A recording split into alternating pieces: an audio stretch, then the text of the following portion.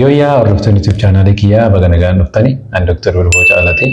Egaa irraa akkuma irratti argitan kana waa'ee Viagraati irrattan waan tokko waan dargaggoonni keenya beekuu qaban jedhee yaadu isinitti himuufan dhufe akkuma beekamu kana dura barnoota fayyaa afaan Oromoodhaan karaa YouTube chaanaalii kiyyaa maxxansaa turuun kiyya ni yaadatama. Bu'uuruma kanaan har'as gaafii nama baay'ee kan ta'e keessattuu akkuma mata duree irratti argitan kana Viagraan qaama saalaa dhiiraa ni kaasamoo ni guddisaa kan jedhu kun namoonni misunderstanding tokko illee waan arginuuf akkasumas immoo gaafiin illee kana wal qabatee waan jiruuf isa kana qulqulleessuu fi akkasumas immoo waa'ee waliigala qoricha kanaa irratti waan tokko jechuufan dhufe.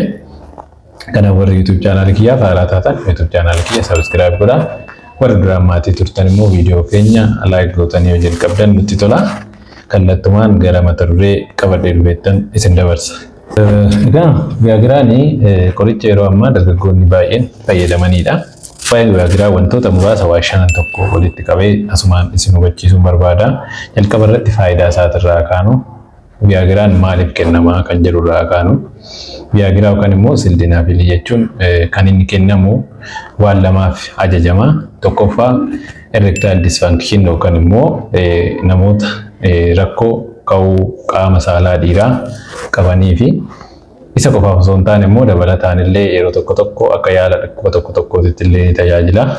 Dhukkubni sunis dhukkuba pulmonary hypertension jedhamu yookaan immoo ol ka'iinsa dhiibbaa dhiigaa ujummoolee somba keessatti argamanii yoo jiraatan isaafillee haalli itti qorichi kun akka yaalatti ajajamu ni jira jechuudha. Kanaaf faayidaa isaa kana lamaanii jechuudha Viagiraa yookaan immoo sildenafiliin. Lammaffaan haala kamiin fudhatama? Qorichi kun haala kamiin fudhatama kan jedhullee beekuun barbaachisaadha.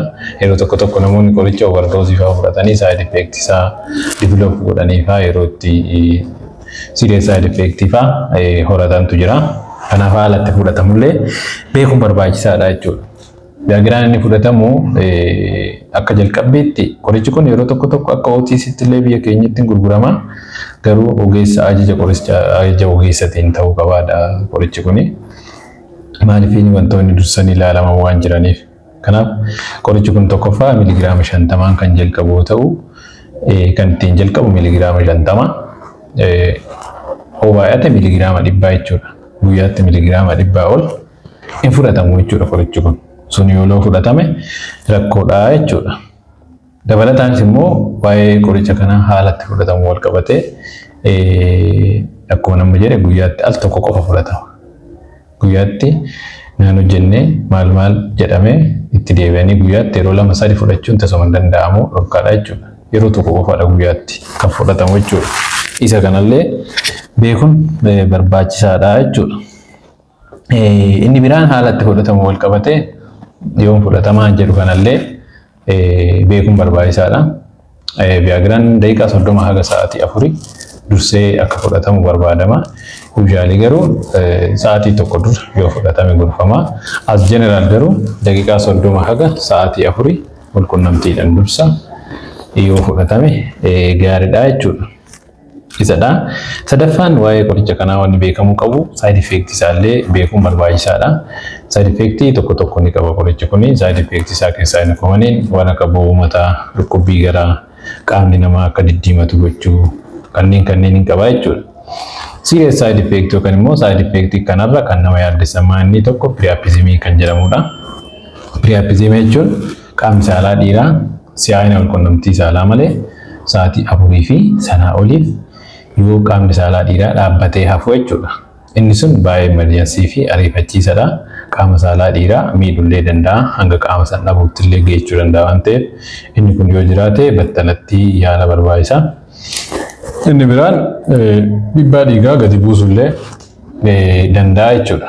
Qorichi kun inni hojjetugaa faayidaa isaa keessaa inni tokko qaama saalaa dhiiraa kaasuuf jennee isa san gochuudhaaf ujummoon dhiigaa karaa qaama saalaa dhiiraatti deemu akka bal'atu taasisuudhaan dhiigni garasitti yaa'u akka dabalu gochuudhaan qaamni saalaa dhiiraa ka'aa jechuudha. Yeroo san godhu immoo karaa biraatiin dhiibbaan dhiigaa nama sanii akka gadi bu'u taasisuudhaan dhiibbaa dhiigaa nama sanii gadi buusuu danda'a jechuudha. Inni kunillee akka serious side effectitti ilaalamaa jechuudha. Kanaaf inni tokko side effect kana. Inni arfaffaan of eeggannoo qoricha kana yeroo fudhatan godhamuu qaburree beekuun barbaachisaadha. Of eeggannoowwan godhamus maanni tokkoffaa qorichoota biraa yoo fudhataman of eeggannoo gochuun barbaachisaadha. Keessattuu qoricha naayitirees jedhamu kan dhukkuba onneetiif kennamu wajjiniin yoo fudhatame wal wajjiniin dhiibbaa dhiigaa nama sanii baay'ee gadi buusa waan ta'eef qoricha akkasii wajjiniin illee fudhachuun ni barbaachisa jechuudha. Yookaan immoo qoricha biraa namni tokko qoricha kana fudhachuu yoo barbaade qoricha biraa yoo fudhachaa jira ta'e hakima mariisisuu qaba jechuudha. Inni biraan dhukkuboota biraatillee yoo jiraate dhukkuboonni biraa kan akka dhukkuba onnee, dhukkuba dhiibbaa dhiigaa fi sunillee yoo jiraate namni sun seriously ajaja hakimaatiin malee qoricha kana fudhachuu hin qabu kan immoo of eeggannoo gochuu qaba jechuudha. Inni shanaffaa fi kan dhumaa Viagiraan qaama saalaa dhiiraa ni guddisamoo ni kaasaa gaafii jedhudha jechuudha. Inni kun egaa yeroo baay'ee namoonni Viagiraan akka qaama saalaa dhiiraa guddisuutti kan hubatan illee jiru jechuudha. Garuu akkasii miti. Viagiraan qaama saalaa dhiiraa hin guddisuu ni kaasa malee. Haalli inni itti kaasus akka duratti jedhe sanii jechuudha. Dhiiga gara qaama saalaa dhiiraatti yaa'u dabaluudhaan qaamni saalaa dhiiraa akka ka'u taasisa jechuudha. Yeroo sanatti yookaan battala keessanitti obviously saayiziin qaama saalaa dhiiraa ni dabala. Sanirraan kan hafe daballiin sun daballii yerooti yookaan erekshinii malee daballii saayizii qaama saalaa dhiiraa sanii miti jechuudha. Kanaaf Viagiraan guutummaa guututti qaama saalaa dhiiraa ni kaasa malee saayizii isaa hin dabalu jechuudha. Inni kun hubannoo dogoggoraati jechuudha. Kanadha waa'ee Viagiraa irratti I think hubannoo fooyyee argattaniittu jedhee yaada. Anis kanumaan irraa isinitti himuu dhufe ammas irra deebi'uudhaan warri chaanaalii keenya haaraa taatan yuutuubii keenya sabiskiraayib godhaa. Akkasumas immoo viidiyoo keenya laayik godhaa. Gaafii biraa qabaattan koomentii jalatti nu katabaa. Yeroo biraa qabannee viidiyoo irratti hojjenna.